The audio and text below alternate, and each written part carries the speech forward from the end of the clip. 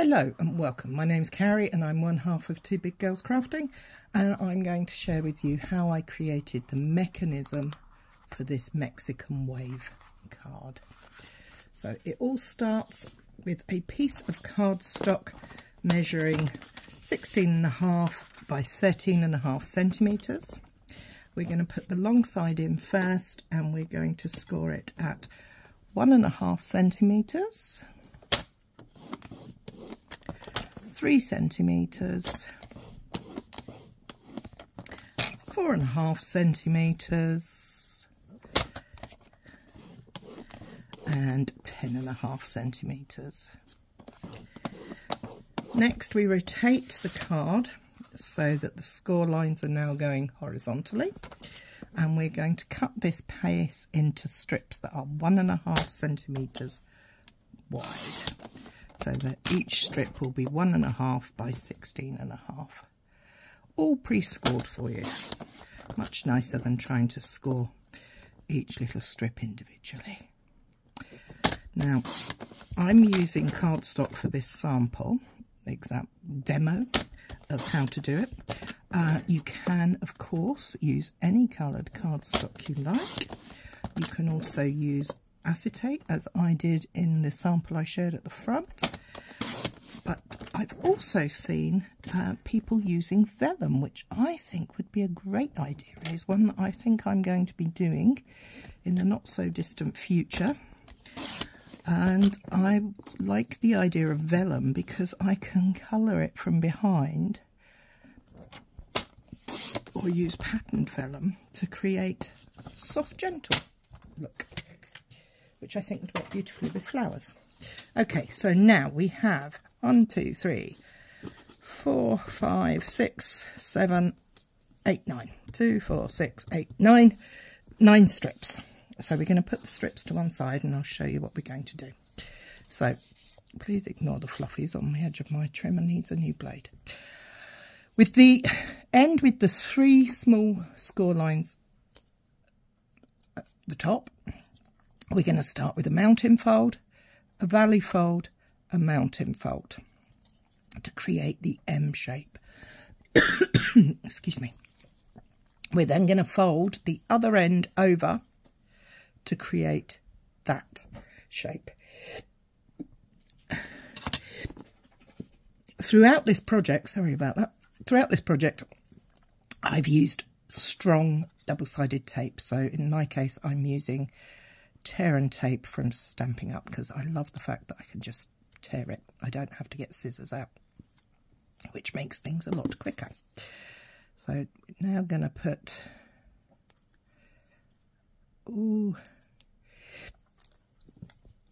attach all the pieces the same way so that we create this spring wedge. I suppose it's a bit like a cake wedge. Again, mountain, valley, over the top. A little bit of tape. Now, I was just thinking, you know what, when we do the cutting, wouldn't it be much simpler if I'd put tape all across that panel before I cut it into little strips? There's another tip that I've just discovered what I should have done. Oh, line that up, push that in. I do apologise for the coughing and sneezing. It's that time of year. Well, for me, it's every time is all times is the right times for coughing and sneezing. But hey ho. Okay, I'm just chattering away here while I do these for you. Okay. Now, this looks complicated, but I promise you, once you get the hang of it, it will be a lot easier than you think. It also, the size I've created here is what I've used in a standard C6 card base. But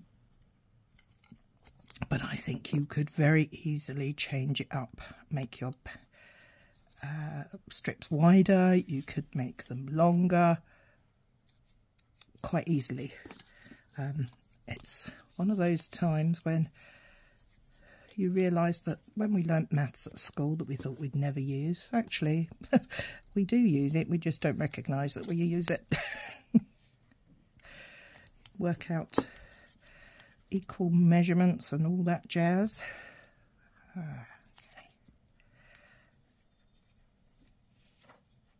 I'm all fingers and thumbs at the moment.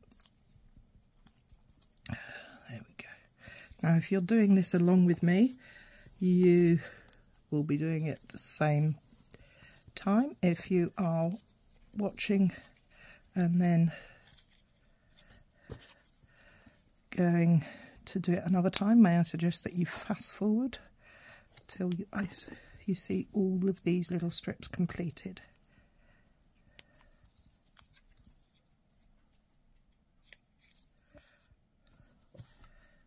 Nearly there.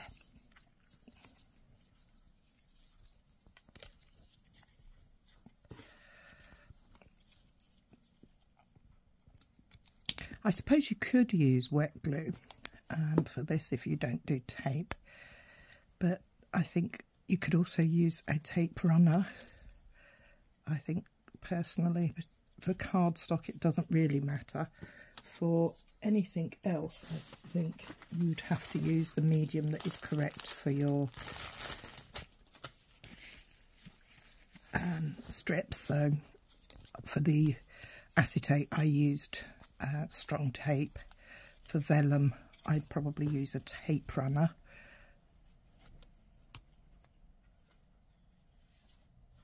Cardstock you could use wet glue, I suspect, although I've only ever done it with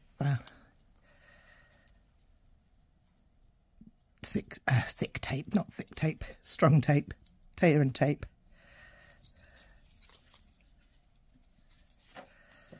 Okay, last one. Here we go.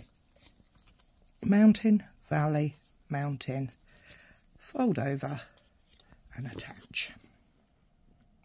So we've got 9 of these now, and we're going to make sure that we have them all lined up the same direction. So all of the strong double piece there is in the same place. So I'm going to lay these out now. Ooh. Pop around so that those pieces are on top.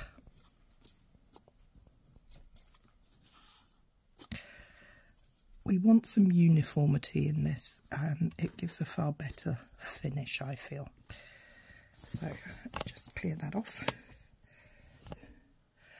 Now, next thing we're going to do is we're going to place our tape on the panels, on these panels, because what we're going to do is we're going to build them up to create that wave effect. So once again, my tape is my friend today. So I'm just going to place a strip of tape down the left hand side of it, of each piece, so that they are the same.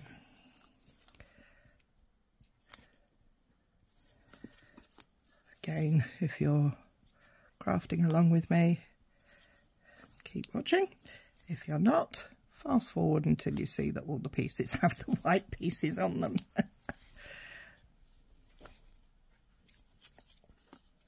Tear and tape makes this job so much easier. No scissors are required, in my opinion. Some people still use scissors with it, but I am one for a shortcut. Okay, so we don't need to place anything on the final panel. So we'll start back here again. Oops. This time we're going to take the tape off of the first one. Make sure that it's all on the cardstock and not going over the top edge or the bottom edge. We're now going to line up the second in the line. halfway over. Now there is room for change here, but I would recommend halfway as a good starting point, and make sure that these edges line up. So we now have two pieces stuck together, and we're going to repeat that process all the way to the end.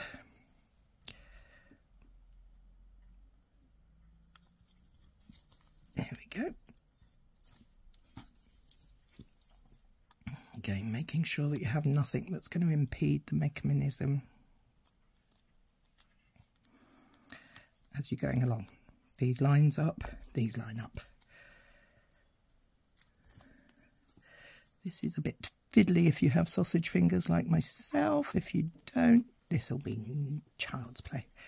In fact, this would make a fabulous card for a child. It's very interactive and a great surprise when you open the card and the objects pop out at you. There are lots. If you're not using metric, there are quite a few tutorials out there that share it in different imperial sizes. Okay, so we're on our final piece. We're going to place that in place, put that in place. Okay, so we now have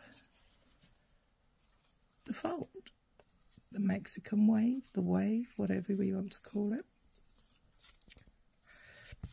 Now, the next part you will need is a card base with panels at the top and the bottom on the inside. You also have two choices about which way you can make yours go. Mine went like that, but it could also go like this. So what we're going to do is we're going to place adhesive on the unstuck panels.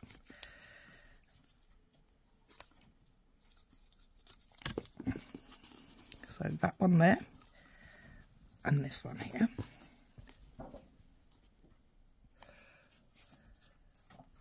Nearly finished. The next step is quite important. I would recommend starting with the top piece. What you're going to do is take your tape off or expose the adhesive on that panel.